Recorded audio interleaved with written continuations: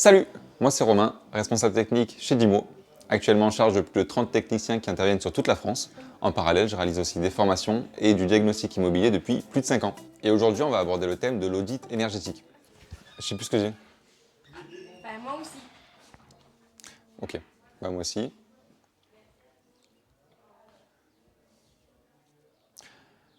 Moi aussi.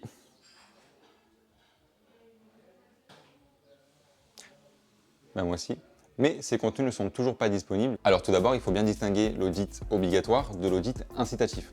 L'audit incitatif, c'est un diagnostic qui existe déjà depuis quelques années, qui va permettre d'obtenir des aides, comme par exemple MaPrimeRénov'. Alors que l'audit obligatoire, c'est le fameux audit énergétique qui, pour le coup, comme son nom l'indique, est obligatoire pour tous les biens qui vont être classés énergivores. Alors, pour ce qui est de l'audit énergétique, il a pour but de présenter un projet de travaux, de recommandations, dans le but d'améliorer votre note. Concrètement, si vous êtes en G, cet audit énergétique va vous montrer comment et pour combien obtenir la lettre de B.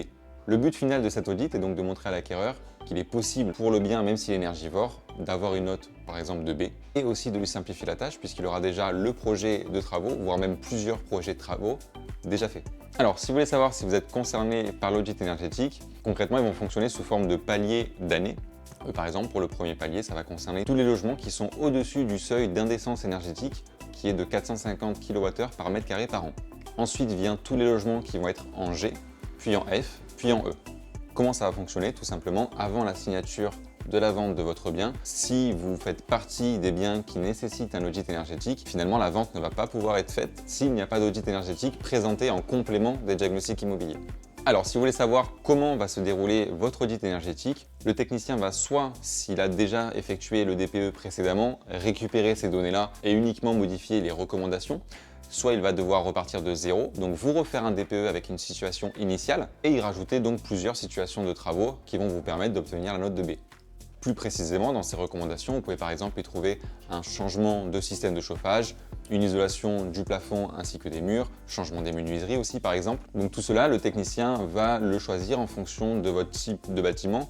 Par exemple, si vous avez un appartement et qu'il n'est pas possible d'y mettre une pompe à chaleur, normalement le diagnostiqueur ne devrait pas vous conseiller de partir là-dessus. Ça va être vraiment des recommandations personnalisées. Petit conseil, il est préférable, si vous connaissez déjà votre note pour le DPE, de faire réaliser l'audit énergétique s'il est nécessaire. Il vaut mieux ça que de s'en rendre compte le jour de la vente de votre bien et que finalement la vente soit annulée. Alors pour ceux qui sont curieux de savoir à quoi ressemble un audit énergétique, eh bien moi aussi, mais il faut comprendre qu'à l'heure où nous tournons cette vidéo, nous sommes en juin 2022, donc certaines informations ne sont pas encore prêtes ou disponibles. D'ailleurs, pour soutenir la chaîne, n'hésitez pas à liker, vous abonner et activer la cloche de notification. Vous pouvez aussi partager et commenter la vidéo.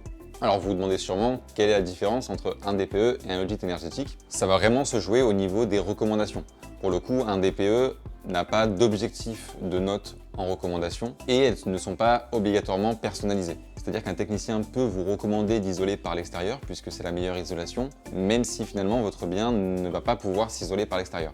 Ensuite, ces recommandations vont être beaucoup plus détaillées, avec un réel chiffrage en fonction de votre zone et aussi une prise en compte des aides possibles pour réaliser ces travaux.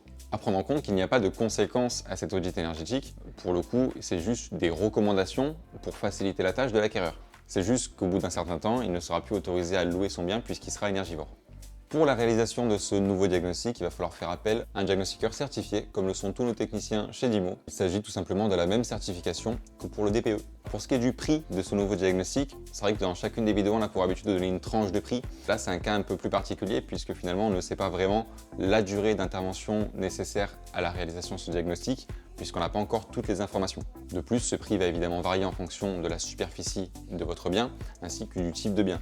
Il faut aussi prendre en compte que si on a déjà réalisé le DPE auparavant, forcément on aura déjà une base de données sur votre bien et ça va faciliter notre travail, donc aussi simplifier le devis. Et voilà, cette vidéo est terminée. J'espère qu'elle vous a plu et qu'elle vous a bien renseigné. N'hésitez pas à liker, vous abonner et activer la cloche de notification. Vous pouvez aussi partager la vidéo et puis si vous avez des questions, n'hésitez pas à les poser en commentaire, on y répondra rapidement. Si la vie d'entreprise et les actualités immobilières vous intéressent, vous pouvez aussi nous suivre sur tous nos réseaux, Facebook, Instagram, LinkedIn, TikTok. Vous retrouverez tous ces liens en barre d'infos. Et à bientôt chez Dimo.